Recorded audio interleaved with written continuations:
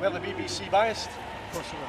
Well, I'll let you answer that yourself, because there's many a statement came out of the BBC and there's many a statement hasn't come out of the BBC. So really, you could answer that question yourself. What about the Daily Record? The Daily Record is as much the same as the BBC. I personally made a statement about Weir Group, and the Daily Record reported it as being an employer of 15,000 people in Scotland. Its interim report states Europe-wide it only has 3,090 employees. Their interim report, no my words. Thanks very much. Thank you. To find out how biased the BBC are, why don't you ask them how many people are here today? They will tell you there's 350. BBC would tell you there's 350. I mean, clearly there's what, 10,000 or more? That's the BBC. That's what the BBC do.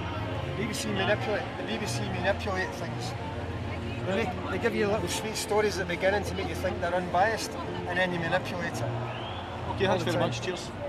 I'd just like to say, independence was not lost on lies and cheating. As long as Scotland is alive, if they want to say that we are not getting independence, they better do it the fair way, where it's acceptable.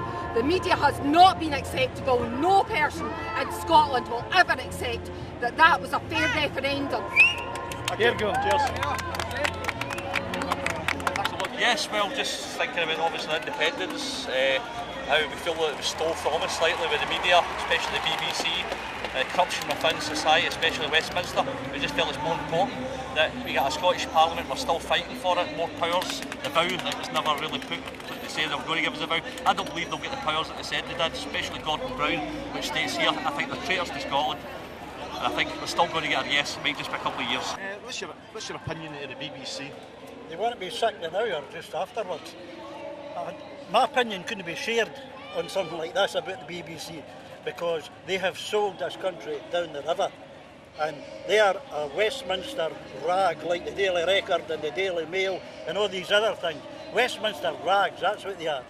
The Sunday Herald, and there's a new paper coming out, the Scottish Independent. Look for it, folks, the Scottish Independent. And we're getting the media now start to build behind us. These guys that are filming me now, we need this out here as much as we can get. The BBC Biased Broadcasting Corporation, that's what BBC stands for, not British Broadcast, Biased Broadcasting Corporation. Thanks very much. You're welcome. Can I ask you what your opinion is on the honesty MPs? The honesty? The honesty of MPs. Never heard it. I've never heard it. Every single one of them are dishonest. There isn't an honest MP. There isn't an honest MP. And basically, I'm voting yes for one reason only, freedom. That is it. No promises for any MPs, nothing, just plain old freedom. We should be telling ourselves what to do. What about the honesty of the Daily Record and the BBC?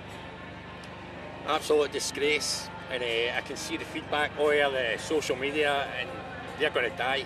They are going to sink. Both? Both of them, aye, definitely. And is that for being dishonest? That's for being dishonest and lying to people. So duped the people of Scotland? Definitely, aye. Thanks very much, cheers. Just glad this came up so that we could know it, you know what I mean?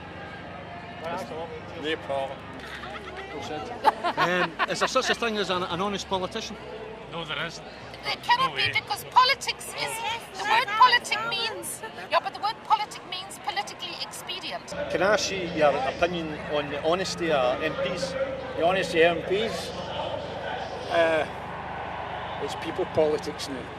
We're the honest people, not the politicians, not the newspapers, not the media. The people are the honest people.